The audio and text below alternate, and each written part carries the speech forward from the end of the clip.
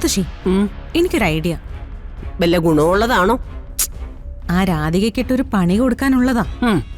എന്നാ പറ. അവളൊരു കാറ്ററിംഗ് തുടങ്ങിയ കാര്യം അവിടെ പറയുന്ന കേട്ടില്ലേ?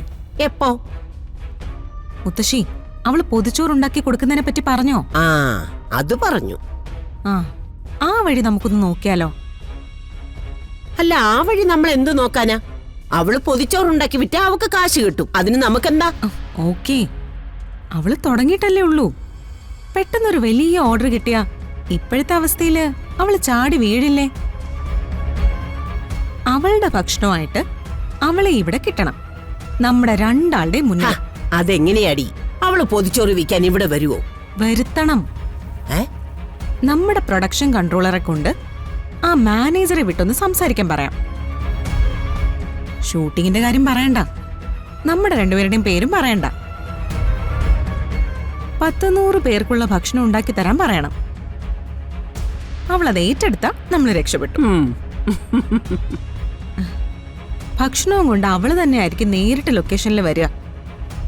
വരുന്നതേ നമ്മുടെ മുമ്പിലേക്കാ, നമ്മുടെ സെറ്റിലേക്കാ. പിന്നെന്ത് വേണോന്ന് മുത്തശ്ശിയോട് ഞാൻ പറഞ്ഞു തരണോ? നീ പറയുന്ന കാര്യം നടക്കുകയാണെങ്കിൽ ഇതിനപ്പുറത്ത് അവക്ക് വേറൊരു അവസരം കിട്ടാനില്ല. നമ്മൾ ആരാണെന്നും നമ്മുടെ വില എന്താണെന്നും ശരിക്കും കാണിച്ചു കൊടുക്കും. നടക്കും മുത്തശ്ശി, അവളെ നമ്മൾ ഇവിടെ വരുത്തും. അവള് വലിയ കൈപുണ്യമുള്ളവളാണെന്നല്ലേ പറയുന്നത്. ഇവിടെ വന്ന് അവള് വിളമ്പുന്ന ഭക്ഷണം ഞാനോ മുത്തശ്ശിയോ കഴിച്ചു നോക്കിയിട്ട് വായി വെക്കാൻ കൊള്ളില്ലെന്ന് നമ്മള് പറഞ്ഞ നമ്മുടെ ശമ്പളം വാങ്ങിക്കുന്ന ആളുകളും അത് തന്നെ പറയും. അവള് നാണം കെടും. ലൊക്കേഷനിലെ ഫുഡ് മോശമാക്കിയതിന്റെ പേരിൽ അവളുടെ പൈസ മുത്തശ്ശി പിടിച്ചു വെക്കും. മുത്തശ്ശിയോട് അവള് കെഞ്ചും. നീ പറഞ്ഞു കൊതിപ്പിക്കില്ലേടി മോളെ. നീ വേറെ ഒന്നും ചെയ്യണ്ട. അവളെ അവളുടെ ഭക്ഷണവും കൊണ്ട് ലൊക്കേഷനിലൊന്ന് ഇറക്കി തന്നാ മതി. അവള് പിന്നെ ഈ ജന്മത്ത് തല ഉയർത്താത്ത പരിപാടി മുത്തശ്ശി കാണിച്ചു തരാം. ഇപ്പൊ തന്നെ പോവാൻ പറയട്ടെ? വിട്ടോടി മോളെ. അതെ, അയാളോടെ കൃത്യമായിട്ട് പറഞ്ഞേക്കണം, സിനിമയ്ക്കാണെന്നോ നമുക്കാണെന്നോ പറഞ്ഞേക്കരുതെന്ന്. അതൊക്കെ അവന്മാര് പറഞ്ഞോളൂ മുത്തശ്ശി. നേരം വെളുത്ത വൈകുന്നേരം വരെ കള്ളം പറയുന്ന ആൾക്കാരല്ലേ. അപ്പൊ ഇന്ന് കിട്ടിയ തിരിച്ചടിക്ക് നാളെ നമ്മൾ മറുപടി കൊടുക്കും അല്ലേ? സുകുമാരി മുത്തശ്ശി കൊടുക്കുന്ന മറുപടി അത് ചൂടോടെ തന്നെ കൊടുക്കണം.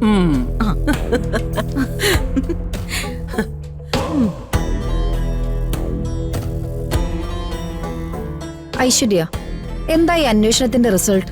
സോറി മാഡം, സത്യം പറഞ്ഞ നമ്മുടെ അന്വേഷണം ഒരിടത്തും എത്തിയിട്ടില്ല. ഇപ്പോഴത്തെ നിഗമനത്തിൽ പോലീസുകാരുടെ അന്വേഷണത്തിൽ തന്നെയാണ് നമ്മളും എത്തി നിൽക്കുന്നത്.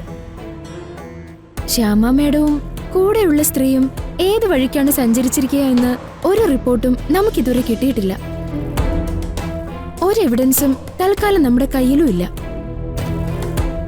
കൂടുതൽ അന്വേഷണം ഏത് രീതിയിലാണ് വേണ്ടതെന്ന് മേഡം പറഞ്ഞിരുന്നെങ്കിൽ. നമുക്ക് മൊത്തം ടീമിന്റെ കൂടെ ഇരുന്ന് അതൊന്ന് പ്ലാൻ ചെയ്യണം. സമയം വൈകുന്നത് അപകടമാണ്.